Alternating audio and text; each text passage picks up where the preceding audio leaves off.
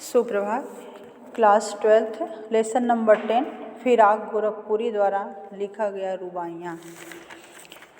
आज के इस अंश में हम लोग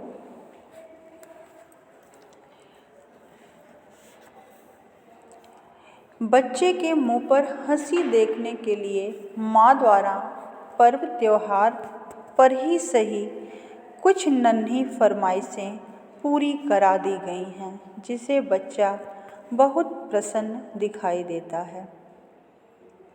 अब देखिए, दिवाली की शाम घर पुते और सजे, चीनी के खिलौने जगमगाते लावे, जो रूपवती मुखड़े पे एक नर्म दमक बच्चे के घरों में जलाती दिए। आंगन में ठुनक रहा है जिद आया है, बालक तो हई चाँद पे ललचाया है, दर्पण उसे दे के माँ कह रही है, माँ देख आईने में चाँद उतर आया है। अब देखिए, दिवाली का समय है और बच्चा जो है घर एकदम लिपे पुते हैं। बच्चा जो है चाँद लेने की जिद कर रहा है। दिवाली की शाम घर पुते और सजे, चीनी के खिलौने जगमगाते लावे। दिवाली की संध्या को सभी के घर सफ़ेदी रंग रोगन से पुते और बिजली के लच्छों से सजे दिखाई दे रहे हैं।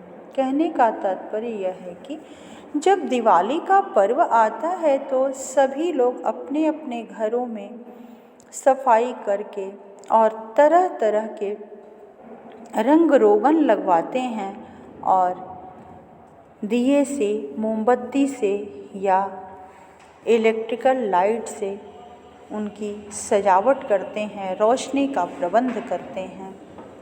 तो वैसे ही इस रुबाई में भी किया गया है। वो रूपवती मुखड़े पे एक नर्म दमक बच्चे के घरौदे में जलाती है दिए। चीनी मिट्टी के खिलौने उसे दिखाकर बहलाती है, यानी माँ जो है अपने बच्चे को चीनी मिट्टी के खिलौने को दे करके उसे बहलाती है। आंगन में ठुनक रहा है जिद आया है, बालक तो हई चाँद पे ललचाया है। अपने बेटे के सुंदर चेहरे पर प्रसन्नता देखने के लिए बच्चे के लिए मिट्टी का घर बनाया गया है और उस घर में भी माँ दिया जलाती है। उसका बेटा घर में दिए जले देखकर आंगन में जो है खूब जिद कर रहा है, ठुनक ठुनक कर घूम रहा है। चाँद को देखकर बच्चा अपनी माँ से चाँद लेने की जिद कर रहा है। वह जो बालक है वह आंगन में घूम घूम करके अपनी माँ के पीछे पीछे चाँद लेने की जिद कर रहा है। उसकी दर्पण उसे दे के कह रही है, माँ देख आईने में चाँद उतर आया है। और उसकी जिद को देखकर माँ बेटे के हाथ में दर्पण देकर कहती है कि देख, इस दर्पण में चाँद आसमान से उतर कर आ गया है। माँ जो है अपने बेटे से कहती है कि देखो, इसी दर्पण में चाँद जो है वह उतर करके आ गया है। बच्चा जो है छोटा है और दर्पण में चाँद को देखता है। उसे यकीन हो जाता है कि सचमुच जो आसमान का चाँद है वो इसी दर्पण में उतर आया है। इस तरह भाव साम्य की पंक्ति है कि मणिमय कनक नंद के आंगन, बिंब पकरिबों धावत। मणिमय भगवान जो श्री कृष्ण हैं वह नंद के मणि स्वरूप आंगन में चंद्रमा को देख कर के उनका प्रतिबिंब पकड़ने के लिए, उनकी छाया को पकड़ने के लिए दौड़ते हैं। यह जो पंक्ति है वह भाव साम्य पंक्ति है।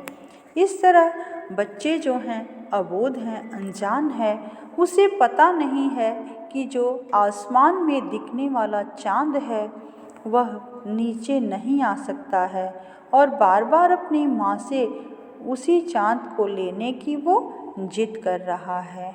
माँ जो है अपने बच्चे को खुश रखने के लिए, प्रसन्न देखने के लिए जो उसका मिट्टी का घर है उसमें भी दिए जला देती है, लेकिन उसे दिए से ही संतोष नहीं होता है, बाद में वह चाँद लेने की भी जिद करने लगता है। अगला है कि रक्षाबंधन की सुबह रस की पुतली, छाई है घटा गगन की हल्की हल्की, बिजली की तरह चमक रहे हैं लच्छे, भाई के हैं बांधती चमकती राखी। अब देखिए, प्रस्तुत काव्यांश में कवि ने रक्षाबंधन के पर्व पर भाई और बहन के प्रेम का वर्णन किया है। कवि कहते हैं कि रक्षाबंधन जो है भाई बहन के प्यार का एक मीठा बंधन है। रक्षाबंधन की सुबह भाई बहन के प्यार की छटा दिखाई दे रही है। आसमान पर हल्की हल्की बादलों की छटा दिखाई दे रही है। बादलों में बिजली की चमक दिखाई दे रही है। बहन अपने भाई को चमकती राखी बांधती है।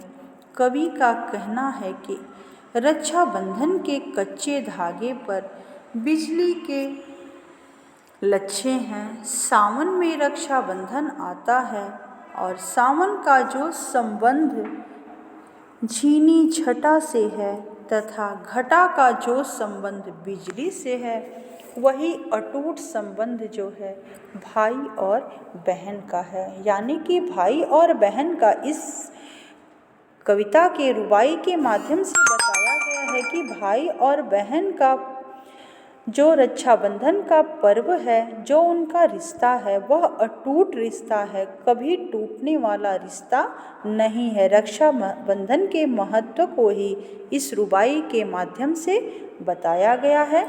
धन्यवाद।